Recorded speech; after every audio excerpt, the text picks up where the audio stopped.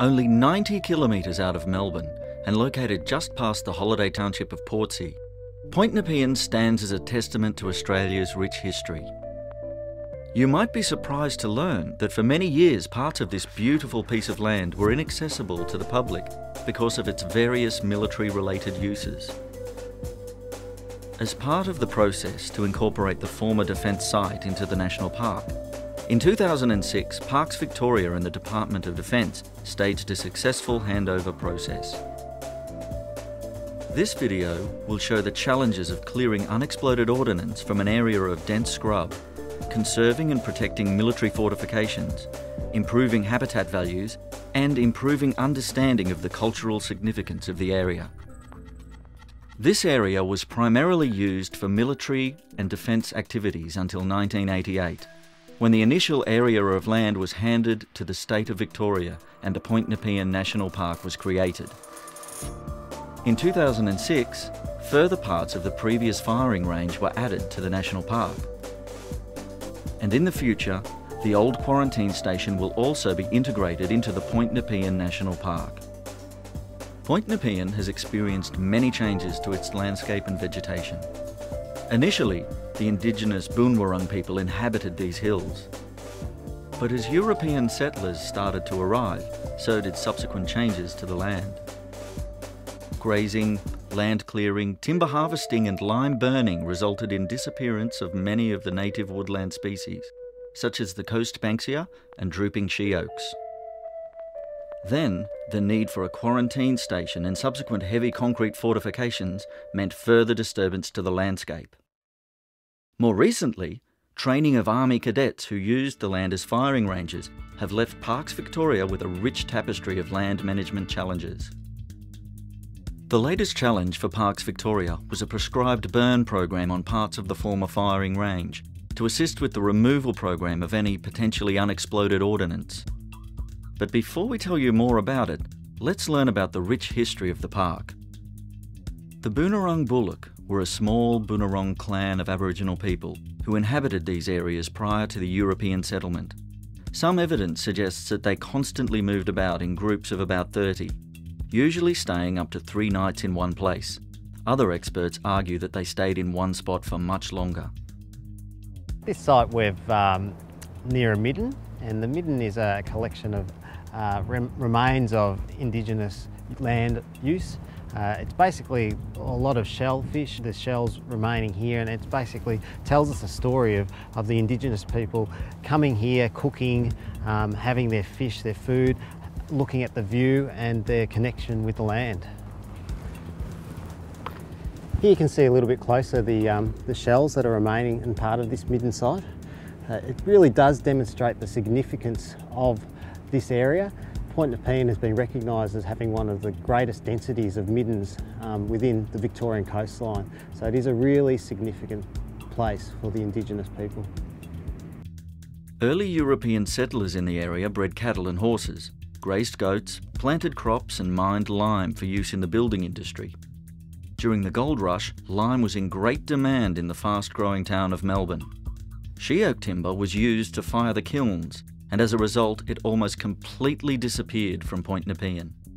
As more and more European settlers started to arrive in Australia, quarantine was essential to control the entry and spread of diseases such as typhoid fever, cholera, smallpox, measles and influenza. In the 1800s and early 1900s, these diseases were often fatal. In the early 1880s, it seemed that Britain would become involved in a major European war. Such a conflict would have left Victoria vulnerable to attack. So these military installations were built here as part of an extensive defence system, protecting the wealth of the colony's goldfields. Back in those days, there wasn't telephones and internet and things like that. It took about 3 months for any news to come through from the mother country.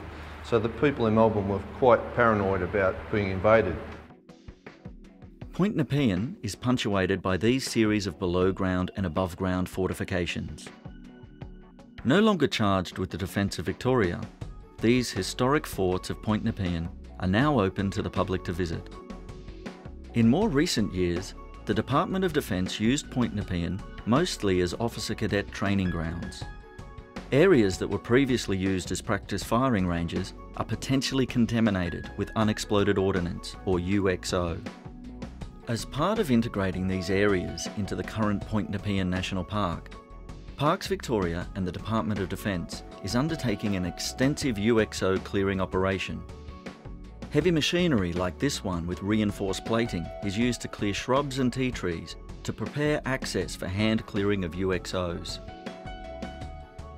We're uncovering a range of items, from grenades right through to shoulder-fired rockets. On the majority of the items we've got here in front of me are 3 different types of shoulder-fired weapons. The one closest to me is the 3.5-inch rocket. The second one along is an 84mm HEAT. HEAT stands for High Explosive Anti-Tank, but some of the older infantry call it the Charlie Gutsache. Next one along, the third one along, is a 2-inch mortar from the Second World War. The last one is again a shoulder-fired weapon, primarily from the Second World War. I attended here in 73-74.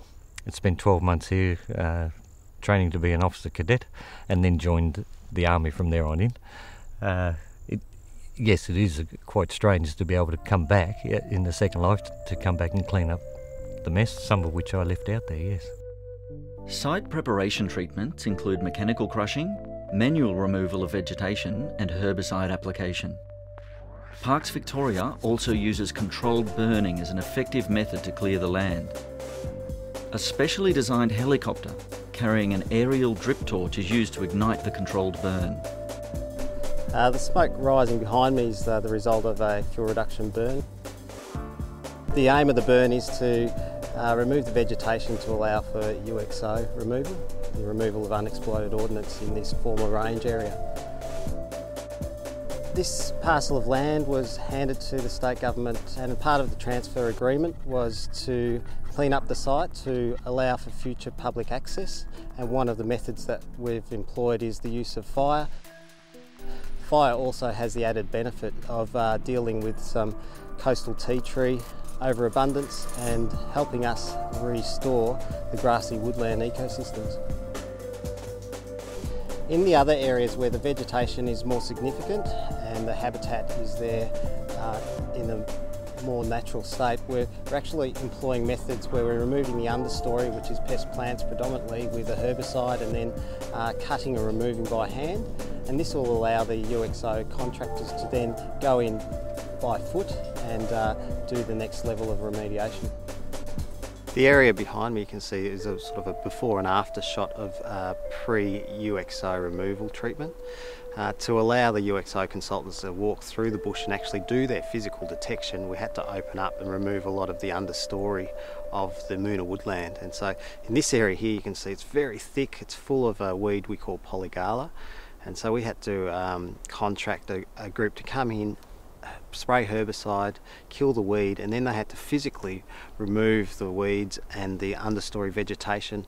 It was mulched, and then over on this side you can see the results, and that's allowed the UXO consultants to do their job. Got a crew of 4 here at the moment. With the crew of 4 we achieved just under 1 hectare a day.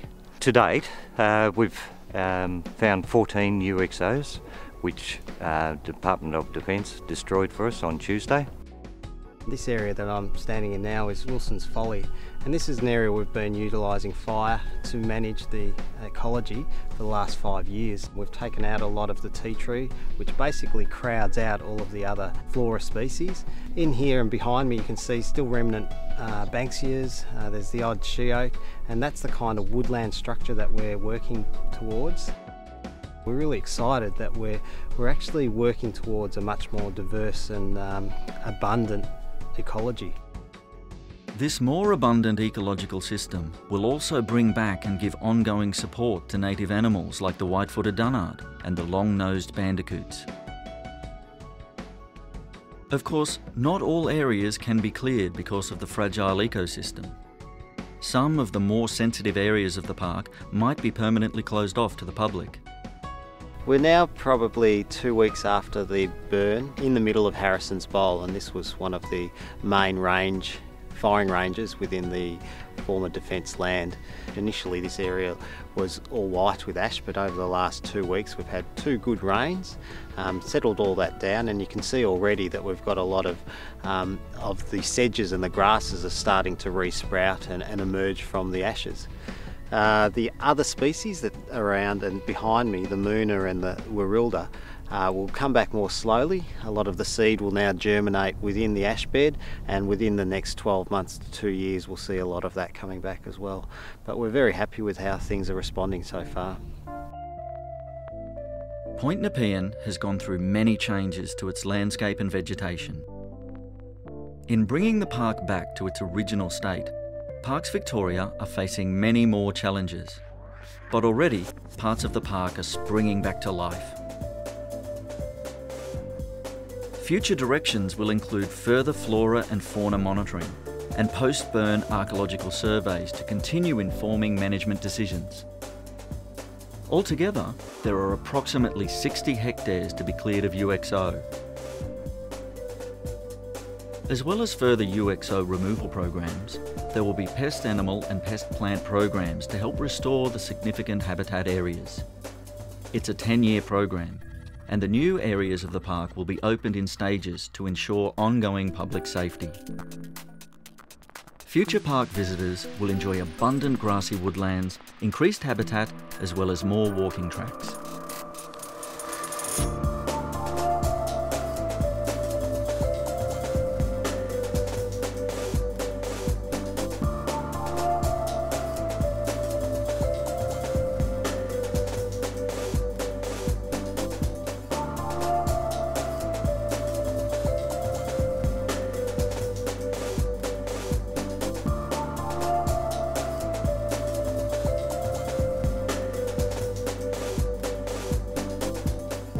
For more information, call the Parks Victoria Information Centre on 131963 or visit parkweb.vic.gov.au.